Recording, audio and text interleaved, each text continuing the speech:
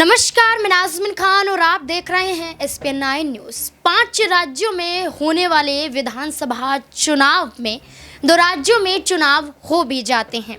छत्तीसगढ़, जहां 2 चरणों में चुनाव होने थे, लेकिन 7 नवंबर को पहले चरण में मतदान सफलतापूर्वक कहिए कि वहां पर पूरे हो जाते हैं।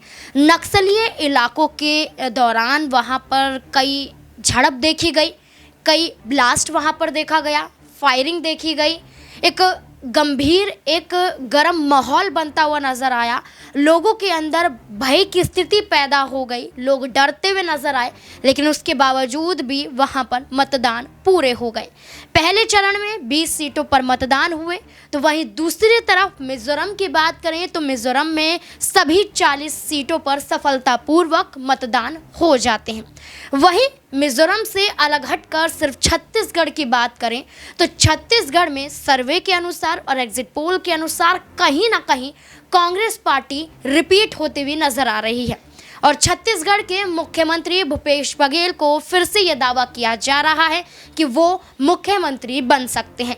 लेकिन इसके उलट भारतीय जनता पार्टी अपनी ही पार्टी की जीत का दावा करती हुई नजर आ रही है। छत्तीसगढ़ के पूर्व मुख्यमंत्री रमन सिंह ये बड़ा दावा कर रहे हैं कि भारतीय जनता पार्टी इस बार छत्तीसगढ़ में जीतती हुई नजर आ रही है, वो भी सभी सीटों पर। क्या कुछ रमन सिंह ने कहा है, देखिए जरा। इन सारे मुद्दों को लेकर जनता में भीषण आक्रोश है और पूरे छत्तीसगढ़ में, और खासतौर से 20 सीटों में 12 और 8 20 सीटों में जो आज प्रथम चरण में मतदान हो रहे हैं, इसमें भारतीय जनता पार्टी कम से कम 14 सीटों में जीत रही है। सर, कवर्धा के क्या मुद्दे हैं? कवर्धा के मुद्दे अलग है विकास के अलावा? कवर्धा के इश्यू अलग रहते ही हैं और कवर्धा में स्थानीय मुद्दों पे काफी जोर रहा है।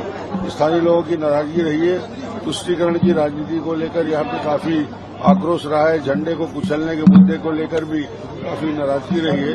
तो लोकल इश्यू अलग अलग यहाँ पे काफी है।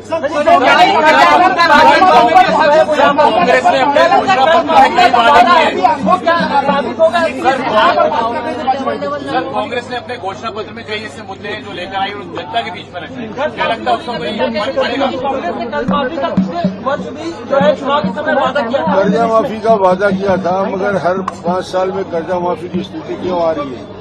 हमने कर्जा माफी के बदले में किसानों को आर्थिक मजबूती लाने के लिए 4,500 करोड़ का 2 साल का बोनस दिया है। उससे किसान की स्थिति मजबूत होगी, इसके लिए हमने कार्ययोजना बनाई है। बाकी धान की कीमत हम उनसे ज्यादा दे रहे हैं। एक किस्त में धान का पूरा चारों बोनस हम दे रहे हैं। 2 साल का बकाया हम दे रहे हैं। बारदाना की व्यवस्था हम कर रहे हैं। गैस सिलेंडर में 500 रुपये दे रहे हैं। 12,000 हमारी बहनों को जो शादीशुदा है उनको 12,000 रुपया वार्षिक दे रहे हैं। इस मजदूरों के लिए 10,000 रुपया का सालाना पैसा देने का योजना है। और डेवलपमेंट हमारी प्राथमिकता है। ट्रैवल क्षेत्र में हमने बड़ी घोषणा की है, खासतौर से तेंदुपत्ता तोड़ने के लिए बोनस की व्यवस्था, तेंदुपत्ता तोड़ने वालों के लिए बेहतर व्यवस्था करने का। प्रधानमंत्री ने सूरजपुर में महादेव सट्टा ऐप का फिर जिक्र किया है और कहा है यहाँ के गरीब बच्चों को उसमें ढकेला गया। नहीं, प्रधानमंत्री जी ने एक लाइन कहा है, भूपेश कक्का सट्टा में 30%, यानी सट्टा महादेव ऐप में 30% भूपेश जी की भागीदारी है। ये प्रधानमंत्री जी ने स्पष्ट कर दिया, ईडी ने प्रमाणित कर दिया।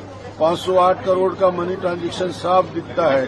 तो भ्रष्टाचार का इससे बड़ा आरोप क्या हो सकता है कि भूपेश कक्का 30% सट्टा खिलाने के लिए? ये बहुत बड़ी बात है। अब भारतीय जनता पार्टी तो ये दावा कर रही है। रमन सिंह इतना ही नहीं रहते बल्कि कांग्रेस पर भी निशाना साधते हुए नजर आते हैं।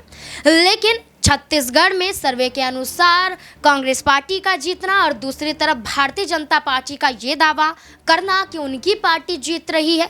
आपको क्या लगता है कि छत्तीसगढ़ में किसकी सरकार बनती हुई नजर आ रही है? कमेंट बॉक्स में जरूर बताएं। धन्यवाद।